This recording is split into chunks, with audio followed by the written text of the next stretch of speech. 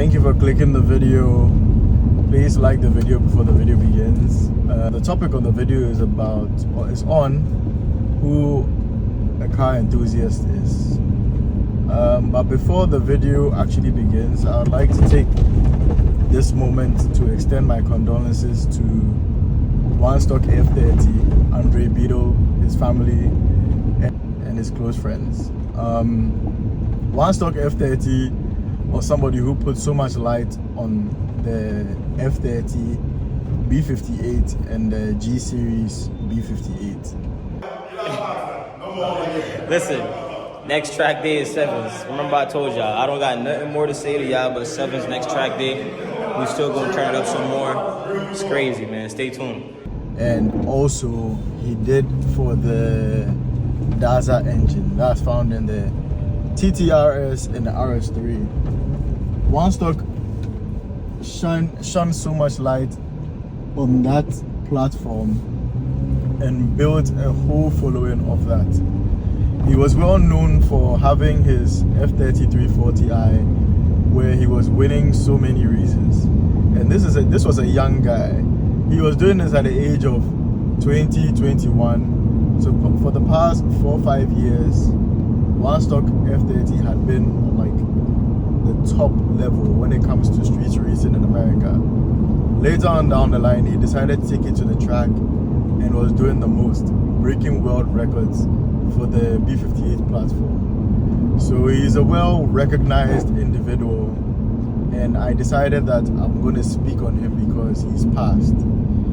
And he passed in one of the worst ways possible, but I believe he died doing what he loved, which was racing his car on the streets. I mean, it was reported that he was doing about 160 miles per hour over the standing quarter mile, and that alone, to think about it, is crazy if you convert it to kilometers per hour, which we use in Ghana. 1Stock will forever be remembered and loved around the world. And I don't think a lot of people in America know this, but 1Stock really had a huge following in Ghana. Some people even claim family members. But yeah, that's just a funny joke that goes around, you know.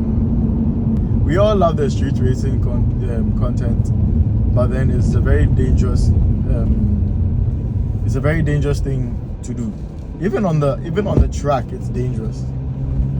Even on the track, it's dangerous. So you can imagine the streets, which I've experienced some wear and tear over the years. You don't really get as much traction as you would get on the track. So anyways, my condolences to 1Stock's family and friends. Thank you. So I just spoke about one big car enthusiast who backed everything he said. He would always say he's going to break this record, and then he does it. 1Stock was somebody that, you know, put himself on the map. And I'm not saying that to be a car enthusiast, you need to put yourself on the map. Like a car enthusiast or a car guy or a motorsports head is literally somebody who loves the art of motorsports or automotive vehicles. You know, you could love pickups, which would be for off-roading. You could love regular cars, which is like the Toyota Yaris, the Vitz. But once you're well read on like cars and you're able to hold conversations and you have a passion for it, that's what makes you a car enthusiast. And I'll say we have so many of those in Ghana. Some older generations, their idea of being a car enthusiast or a car person is just buying a car and, you know, modifying it in the sense that like a paint job and just an exhaust. But over the years, that has grown even further. And I'm speaking from the point of view of the Ghanaian, where like it's grown to where people are actually tuning their cars with softwares and, you know, going for aftermarket products for their cars. I mean, if you're looking at building 1,000 horsepower for a car, that's so much money you have to put towards the car. And sometimes, or some people misconstrue what a car guy is. They think you spending so much on a car, you doing the most on a car is what makes you a car guy. No, because now in the world we find ourselves in, you have so many people who have the money to do all these things, but they're not entirely car guys. They just do it because they can. But then that's not me knocking on anybody at all. Like, I'm not knocking on anybody at all. If you have the money to build a fast car, fine. If you don't, and you're well read on cars and how cars move, and you're able to hold debates on when you see, like, let's say a C63 versus versus an M3, you're able to hold an argument which would this guy almost, you know, sideswiped me. But if you see like a C63 and an M3, you'll be able to tell which one is faster, or like the power figures, the power output figures, and all that stuff. Like, there's so many things. Sometimes when I'm speaking to the camera, I don't really plan what I say, so I'm just freestyling. So if I miss anything out, just kindly put that in the comment section. So we have a lot of car enthusiasts in Ghana, as I mentioned before, and we have group chats. I think I'm in about 3 or 4 group chats.